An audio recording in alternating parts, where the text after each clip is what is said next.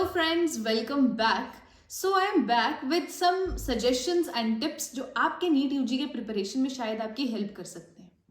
तो ये वीडियो छोटे छोटे इंपॉर्टेंट क्वेश्चंस के बारे में है जिनका आंसर मैंने अपनी जर्नी के दौरान खोजा है और ये सब मैं आपके साथ शेयर कर रही हूँ सो दैट ये सब आपकी भी हेल्प कर सके.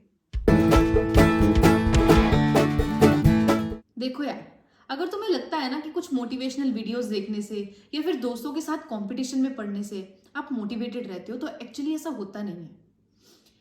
एक्चुअली ये ट्रू है, it works, but it works for a very short duration. और हमारा जो सफर है ना वो बहुत लंबा है और इस बहुत लंबे सफर के लिए जो हमारा सोर्स ऑफ मोटिवेशन है वो बहुत बड़ा होना चाहिए. और ये जो बड़ा सोर्स ऑफ मोटिवेशन है ना, it actually lies inside you.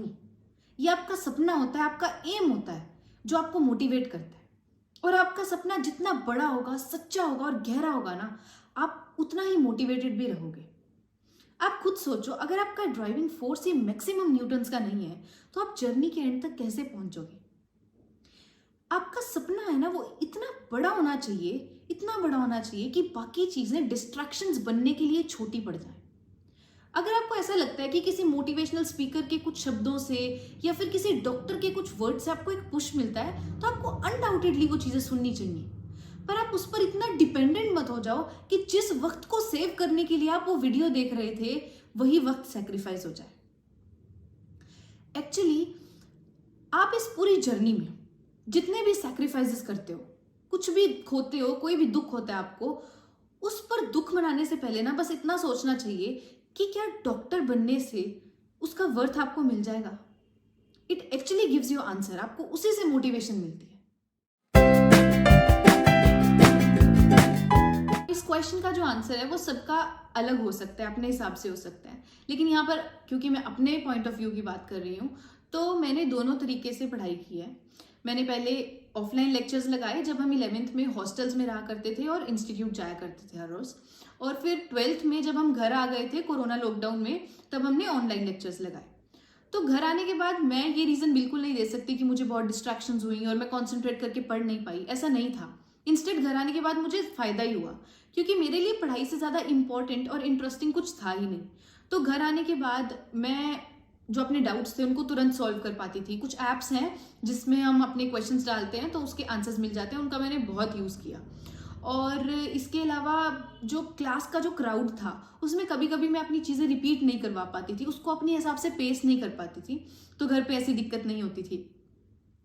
और एक मिस हो जाने का डर होता है, मतलब कोई टॉपिक मिस हो जाने का डर होता है, वो घर पे नहीं रहता क्योंकि हमारे पास रिकॉर्डेड लेक्चर्स होते हैं. 11th में भी जब मैं वेकेशंस में घर आती थी तो मैं ऑनलाइन बहुत सारे टॉपिक्स क्लियर करती थी अपने. और 12th में तो अलग पांडे सर के बारे में तो शायद ही किसी साइंस स्टूडेंट को नहीं पता होगा. उनकी वीडियोस ने मेरी बहुत हेल्प की है, बहुत हेल्प की है. और इसके बाद हम बात आती है टेस्ट्स की. तो जो टेस्ट्स हैं वो मेरे हिसाब से ऑफलाइन होने चाहिए क्योंकि प्रेशर बिल्ड होना और एक मतलब सुपरविजन होना जरूरी है टेस्ट के टाइम पे. So I would always suggest a combo of online classes and then offline test series. लेकिन ये बात हर बच्चे के लिए वैलिड नहीं है क्योंकि हर बच्चे का अलग हिसाब होता है. क्योंकि मेरी ही बहुत सारी ऐसी फ्रेंड्स हैं जिन्होंने जब ऑफलाइन से ऑनलाइन शिफ्ट किया तो उनकी परफॉर्मेंस में बहुत ड्रॉप आया. तो मैं ये सजेस्ट करूंगी कि तुम्हारे पास जो फैसिलिटीज हैं, क्विक डाउट क्लियरिंग की फैसिलिटीज हैं, सेल्फ पेस्ड लेक्चर्स की फैसिलिटीज हैं, उनको यूज करना चाहिए. उनका अच्छे से यूज करो. और जो गेट टुगेदर्स हैं, पार्टीज हैं, सोशल मीडिया है, इनको लिमिट कर दो अभी के लिए.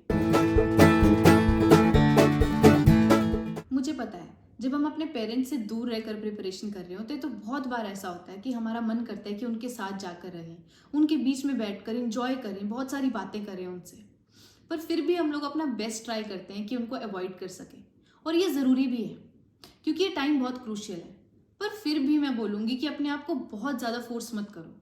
अगर तुम्हें कभी लगता है कि उनके साथ रहकर, उनसे बातें करके, अपनी फैमिली से, अपने फ्रेंड से तुम्हें फ्रेश फील होता है तो तुम्हें उस चीज़ का गिल्ट कभी नहीं होना चाहिए. इंस्टेड उनके साथ बिताया हुआ वो टाइम उसमें इतना इंजॉय करो कि बाद में जब तुम फिर से पढ़ने बैठो तो उस टाइम को भी कॉम्पनसेट कर लो.